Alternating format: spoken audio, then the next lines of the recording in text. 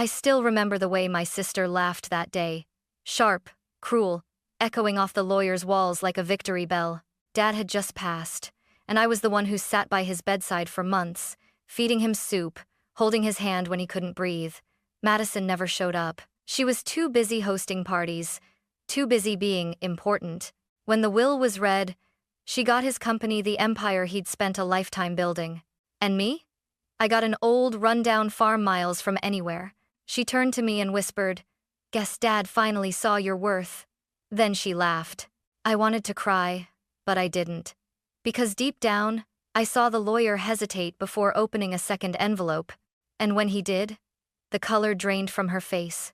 That was the moment everything changed and justice began. The sound of Madison's laughter still rang in my ears long after we'd left the lawyer's office. It wasn't just laughter, it was victory, cruelty, and years of resentment poured into one moment. I drove home in silence, the night swallowing the road ahead, my hands gripping the wheel so tightly that my knuckles turned white. Denver's city lights faded in the rearview mirror, giving way to the dark outline of the mountains. Snow had begun to fall, soft and silent, the kind that coats everything in stillness. I rolled down the window just a little, letting the cold air sting my face. It felt cleaner than the suffocating air inside that office, the air filled with my sister's perfume and her smug smile. Dad's death hadn't even settled, and already Madison had turned it into a coronation. She got the company, I got the farm. That sentence repeated in my head like a cruel mantra. But what hurt most wasn't the money or the business. It was the way she'd looked at me like I was small, pitiful, disposable. Growing up, we couldn't have been more different. Madison had inherited Dad's charm and ambition. She was bold, confident, and always the center of attention. When she spoke, people listened not because of what she said, but because of who she was. She'd been groomed to lead Thompson Industrial since she was 15, attending meetings in polished shoes while I stayed home, learning how to make Dad's favorite soup and helping Mom tend to the garden. When Mom passed away, Madison didn't come home. She sent flowers, expensive ones, but she didn't show up. Dad didn't say anything, but I saw how it broke him. After that, his health started to fail, and Madison became a voice on the phone instead of a presence at his side. So when he collapsed that winter, I was the one who took him to the hospital. I was the one who stayed up through the night, counting his breaths, holding his trembling hands when the pain got bad. Madison texted once, "Keep me posted." That was it. Dad used to smile weakly from his hospital bed and whisper, "You remind me of your mother, Chloe. You fix things no one else even notices are broken." I never knew how much that meant until now. When I got home that night after the will reading, I placed the dusty folder Graham had given me on the kitchen table, deed to Fremont County Farm. The paper was yellowed, folded and refolded 100 times, my father's handwriting still steady and precise.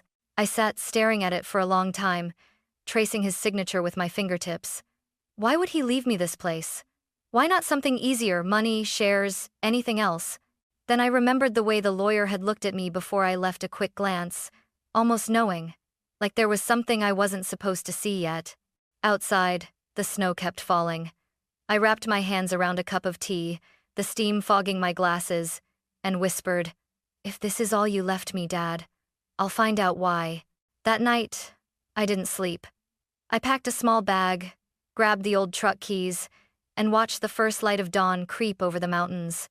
Somewhere beyond those peaks lay the farm everyone thought was worthless. But my father had never done anything without a reason, and I was about to find out what it was. The following morning, my phone buzzed nonstop. Madison. Madison. "Chloe, the lawyer needs us to finalize the paperwork. Don't be late this time." Me. "I wasn't late yesterday."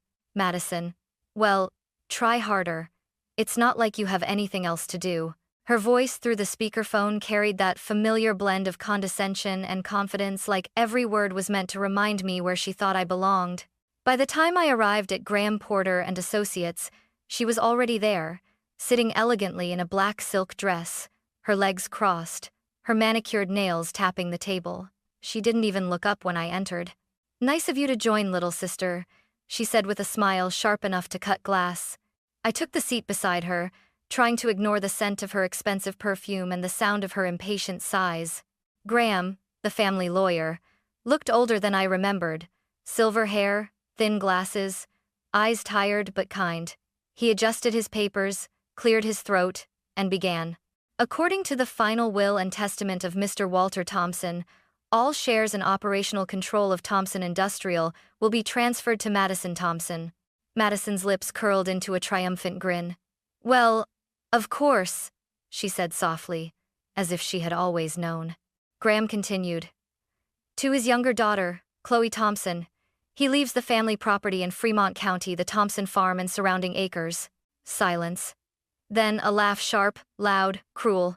Madison turned toward me, her diamond earrings catching the light. You? The farm?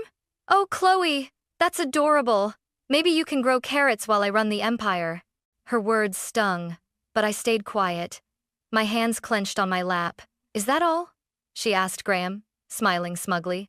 He hesitated just for a second, and that tiny pause was enough to change everything. He reached into his briefcase and pulled out a smaller envelope, sealed with a red wax stamp. There's one more item, he said slowly. Your father left a letter, specifically to be opened only after the will was read. Madison frowned. Another letter? Why wasn't that mentioned before? Graham adjusted his glasses. Because it was his explicit instruction, and it concerns the Fremont property. Her laughter died instantly. He broke the seal, unfolded the letter, and began reading aloud. To my daughter Chloe, the land you inherit holds more than it seems. 10 years ago, I signed an agreement granting exploration rights to Silver Rock Mining Corporation. The farm sits atop a mineral reserve with significant value. I trust you'll know what to do when the time comes. Walter Thompson. Madison blinked, confusion giving way to disbelief. Wait, what did he just say? Graham looked up calmly. The property is worth a great deal, Miss Thompson. Possibly tens of millions. Her chair scraped against the floor as she stood, her face pale. That can't be true. Dad would have told me. I rose slowly, my heart pounding. Maybe he didn't trust you to listen. Madison's mouth opened, but no words came out. The silence that followed was deafening. For the first time in my life, my sister, the one who'd always been untouchable, looked small. And for the first time, I felt like I was standing exactly where my father wanted me to be. Part 3, the second envelope, is approximately equal to 600 words. Madison stormed out of the office before Graham even finished folding the letter. The sharp click of her heels echoed down the hallway, followed by the slam of a glass door. For a moment, I just stood there, frozen. My hands were trembling not from fear, but from the weight of realization. Graham looked at me over his glasses. Your father was a man of foresight, Chloe. He planned this for years. I swallowed hard. You mean, he knew about the minerals all along? He nodded. He didn't want Madison to have it. He told me, she understands business, but she doesn't understand value. Those words hit me like a storm. Dad had always spoken through riddles, teaching lessons I never fully understood until they unfolded before me. I took the letter and read it again, tracing the lines of his handwriting. It was firm, confident, the same way he used to sign my report cards when I was little. The farm holds more than it seems. That simple sentence carried a lifetime of meaning. Mr. Porter, I said softly, what do I do now? He smiled faintly. You follow your father's instructions. Silver Rock Mining has been waiting years for this contract to mature. They'll contact you soon. Or, he hesitated, you can contact them first. Outside, snow had started to fall again. The streets of Denver glistened under the soft glow of winter sunlight. I stepped outside, clutching the envelope to my chest, as if it were made of glass. In that moment, I felt both rich and terrified. When I reached my truck, I saw Madison leaning against her car. Her arms were crossed, her face pale with fury. You think this changes anything? She snapped. You think Dad actually meant for you to run things? You're a joke, Chloe. Always have been. I took a deep breath. Maybe. But Dad trusted me. Not you. Her eyes flashed. You'll ruin everything. I'll make sure of it. I didn't answer. I just got into the truck and shut the door. Her voice muffled behind the glass, replaced by the hum of the engine and the rush of blood in my ears. As I pulled onto the highway, my phone buzzed a number I didn't recognize. I hesitated before answering. "Miss Thompson?" A calm male voice said. "This is Daniel Brooks, representative of Silver Rock Mining Corporation. We were notified by Mr. Porter's office regarding your ownership of the Fremont property." My grip tightened on the wheel. "Yes, that's me," he continued. "We've been conducting exploration there for nearly a decade. The initial reports suggest the mineral deposit is extensive. We'd like to meet and discuss the transfer of mining rights as per your father's contract." I pulled over to the side of the road, heart pounding.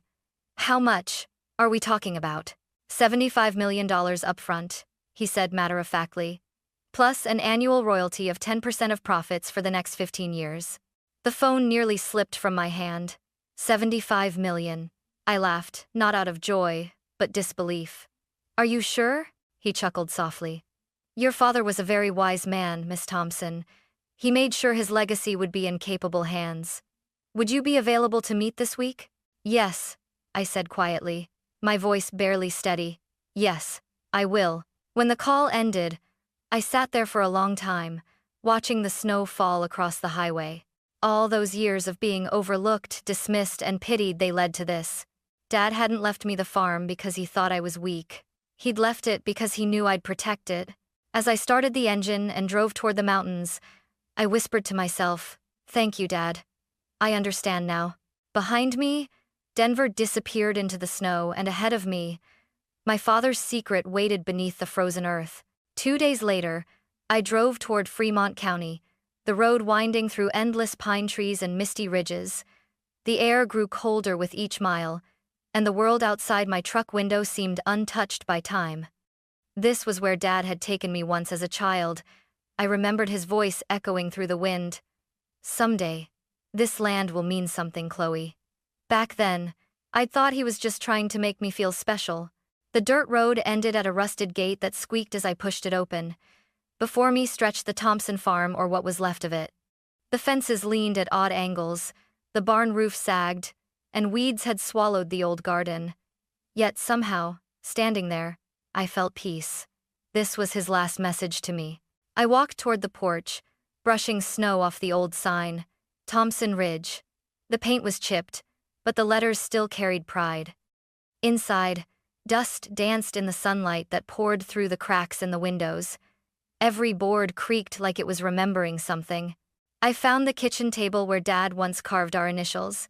I traced the faded WT plus CT with my fingers and smiled. "You always had a plan, didn't you?" I whispered. Later that afternoon, a black SUV pulled up the driveway. A tall man in a gray coat stepped out. Daniel Brooks, just like on the phone. His handshake was firm, his tone respectful. "Miss Thompson, thank you for meeting me here. I know this must be overwhelming." "That's an understatement," I said, trying to sound composed. He smiled. "Your father signed a mineral exploration contract with Silver Rock 10 years ago. Back then, it was just a theory, rare minerals buried under this property. But 2 years ago, our tests confirmed the presence of a high-yield deposit. It's one of the largest in the region." He opened his briefcase, revealing blueprints, geological maps, and a typed contract with legal seals. "If you choose to proceed," he continued, "Silver Rock will pay $75 million for exclusive mining rights, plus a 10% royalty on all extracted materials for 15 years. That alone could triple the value of your inheritance." I stared at the papers.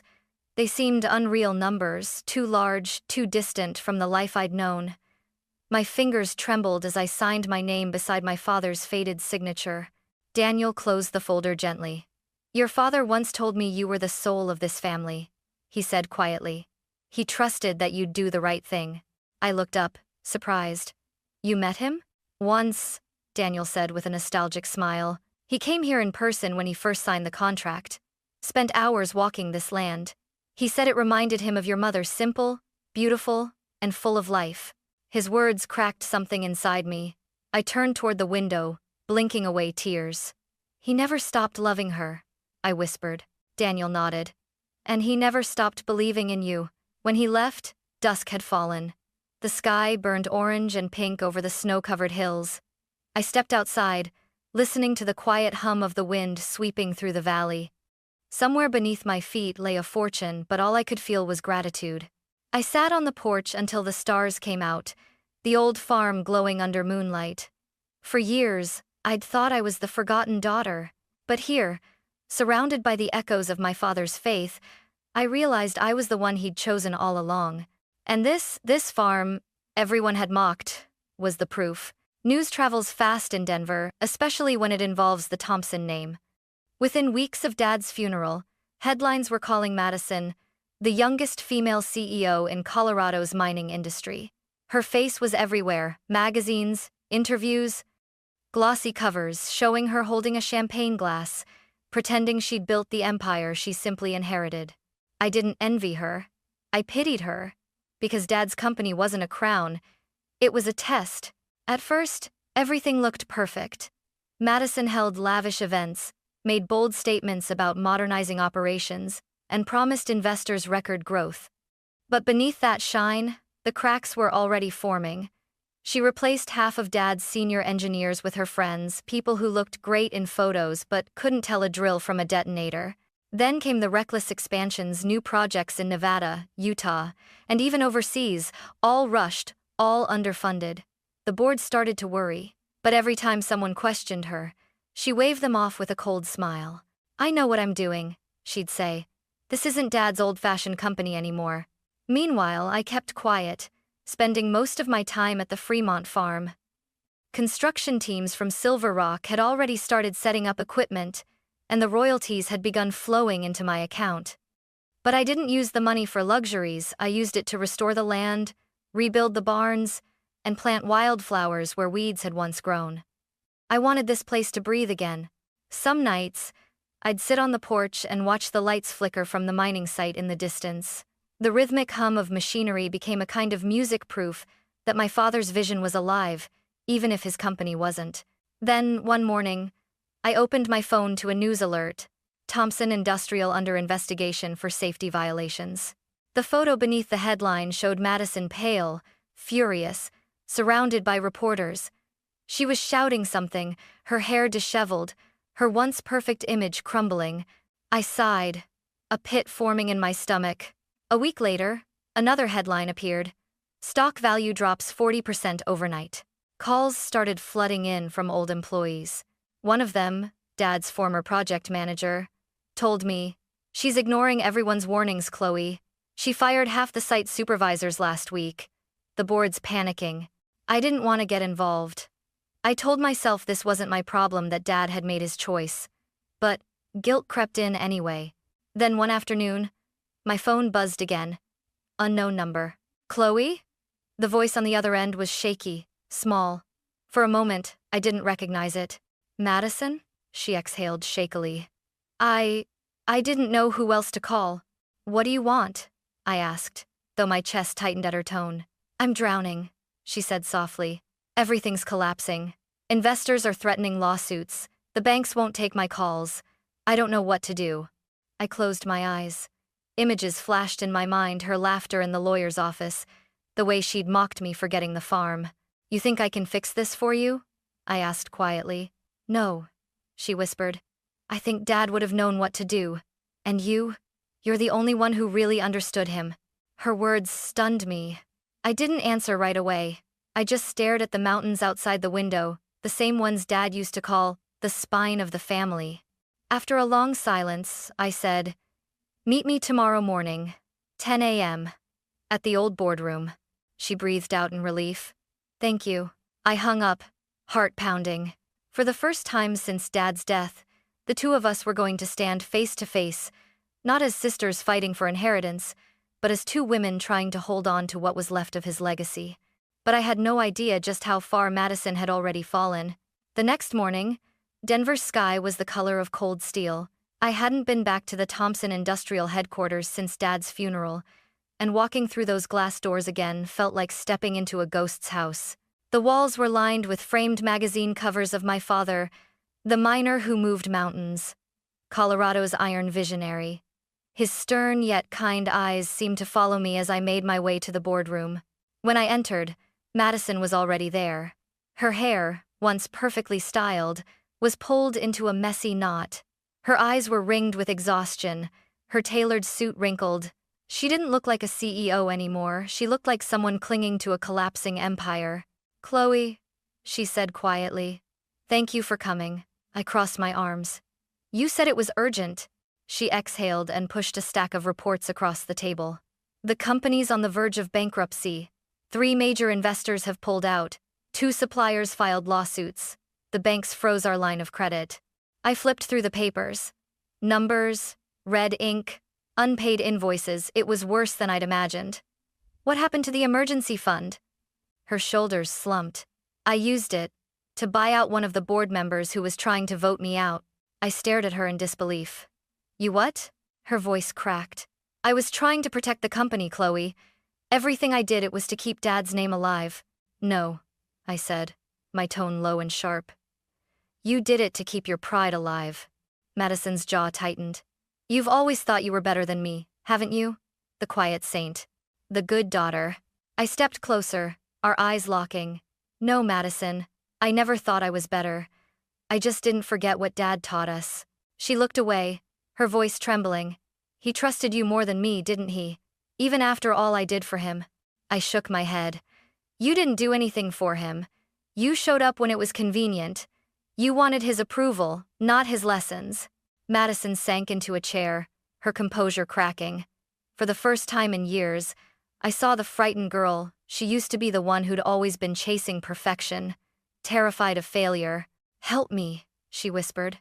"Please, I'll do anything." The silence stretched between us.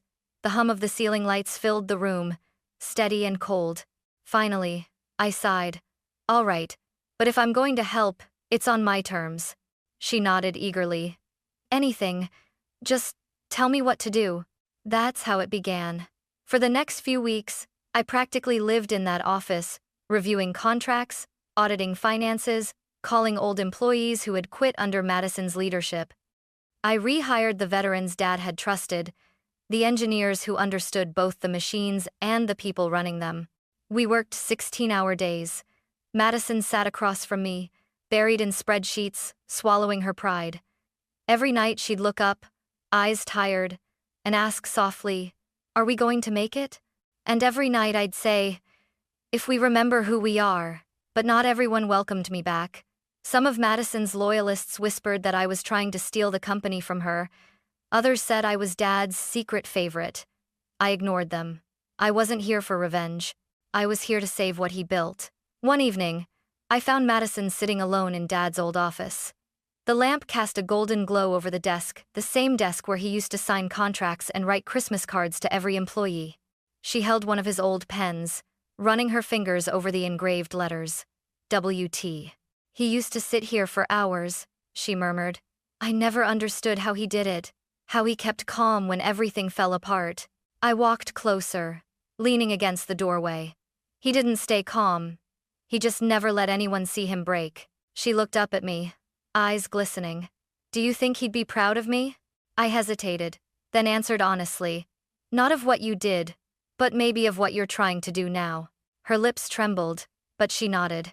"Then I'll keep trying." For the first time, I believed her. Weeks turned into months.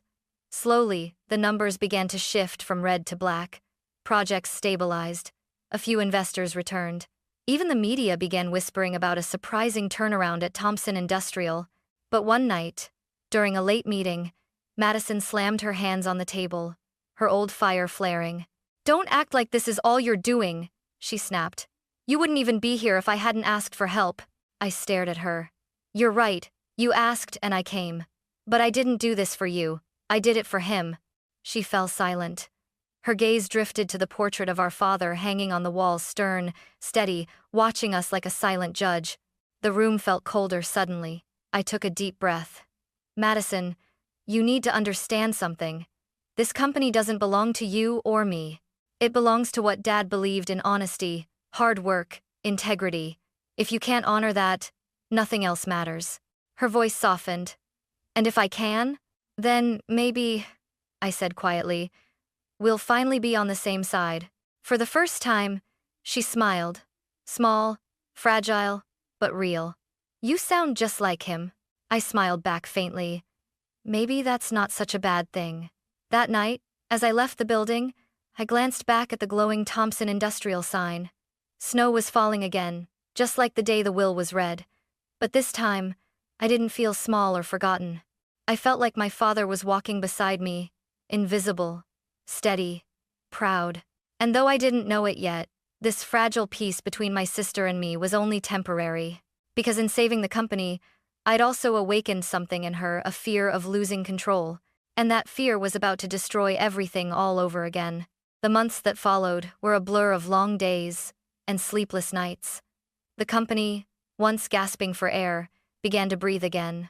For the first time in years, Thompson Industrial posted a profit. Our workers, those who hadn't quit, were smiling again, showing up early, proud to wear the name Thompson on their badges.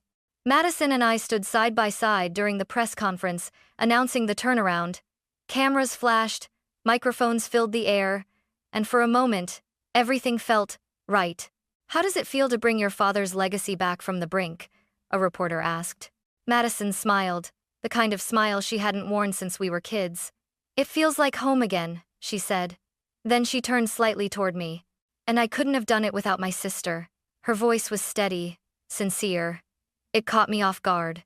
I looked at her, really looked at her, this woman who had once been nothing but pride and defiance, and saw, for the first time, something soft in her eyes.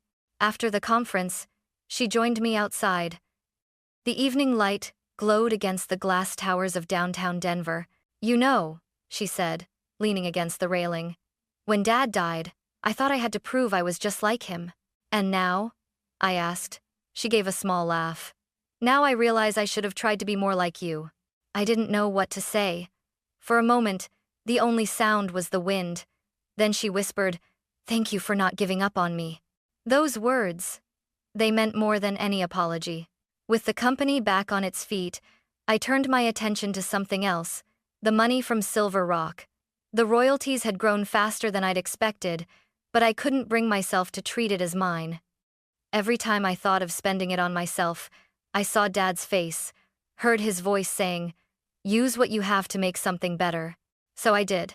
I created the Walter Thompson Foundation, a scholarship fund for students from mining towns across Colorado, kids who, like Dad once was, had dreams bigger than their circumstances. The first batch of recipients came to meet me in person. They were bright-eyed, nervous, full of hope. One young man said, "Ma'am, I want to study engineering, like your father." I smiled, blinking back tears. "Then promise me something," I told him. "When you build something great one day, build it with integrity." End quote. Madison visited the farm not long after. The barn had been rebuilt, the fields alive with green again. We walked side by side through the quiet paths. She paused, looking around. "You turned this place into something beautiful," she said softly. I shrugged. "It was always beautiful. It just needed someone to care again." She nodded slowly. "Dad would have been proud of you, Chloe." For a long moment, neither of us spoke. The wind rustled through the pines, carrying the scent of earth and wood, the same scent that had filled my childhood.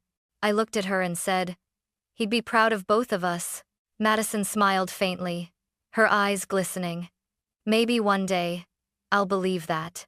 That evening, as the sun dipped behind the Rockies, I sat on the porch and watched the light fade over the hills.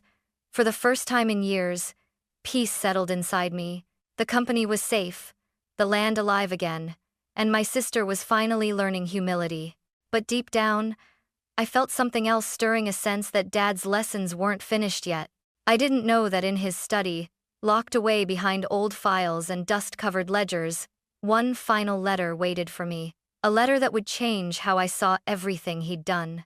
It was a gray Sunday morning when I found it. I had gone back to Dad's old study to pack away his remaining things, papers, photos, his favorite books with margins filled with notes. The house had been cleaned countless times since his passing, yet somehow the air still carried his scent, faint tobacco and pine wood. As I pulled out the last drawer of his desk, an envelope slid out and landed on the floor. It was brown, sealed, and neatly labeled in his handwriting, "To Chloe when you're ready." My breath caught. I sat down slowly, running my fingers over the faded ink before I broke the seal. Inside was a single sheet of paper, folded carefully. My hands trembled as I opened it and began to read. My dear Chloe, by the time you find this, I'll be gone, and perhaps you'll still wonder why I divided things the way I did. I gave Madison the business because she needed to learn humility to understand that leadership without compassion is hollow. I gave you the farm because you already possessed what money cannot buy: patience, integrity, and a heart that sees worth where others see waste. The land, like people, hides its treasures beneath rough soil. Only those willing to dig with care will ever find them. If one day the company falls into your hands, remember, build with honor, lead with kindness, and never forget wealth can be lost, but honor must be preserved. Love always, Dad. By the time I reached the end, tears blurred the ink. I pressed the letter to my chest and closed my eyes. Every word felt like a hand on my shoulder, steadying me the way he used to when I was small. For so long, I'd thought he'd overlooked me, given me scraps while Madison inherited his empire. But now I saw it clearly. He hadn't been testing my strength. He'd been trusting it. That night, I drove back to the farm. The sky was streaked with orange and violet, the wind carrying the soft hum of distant machinery from the Silver Rock site. Standing on the porch, I unfolded the letter once more, reading it aloud to the mountains as if my voice could reach him. Wealth can be lost, but honor must be preserved. The words echoed in the valley like a prayer. A week later, I had those same words engraved on a bronze plaque and placed it at the front entrance of Thompson Industrial. Every employee who walked through those doors would see it not as a motto, but as a reminder of what truly mattered. At the dedication ceremony, Madison stood beside me, quiet and composed. When the cameras turned away, she leaned in and whispered, "He always believed in you. I see that now." I smiled softly. He believed in both of us. We just had to take different roads to understand it. She nodded, tears gathering in her eyes, but she didn't speak again. Later that evening, I returned home to the farm. The fields were golden under the fading sun, the air filled with the scent of pine and earth. I brewed a cup of tea, sat on the porch, and let the cool wind brush against my face. I thought of Dad, of the years I spent caring for him, the quiet mornings by his bedside, the last squeeze of his hand before he left. And I thought of Madison, proud, wounded, learning slowly what love truly meant. I realized then that my inheritance had never been the land, the money, or even the company. It was his faith, the unshakable belief that goodness always finds its way home. As twilight fell over Thompson Ridge, I whispered to the stars, "I understand now, Dad." And in the hush of the night, I swear I heard his voice on the wind, warm, steady, and proud, whispering back, "You've done well, Chloe.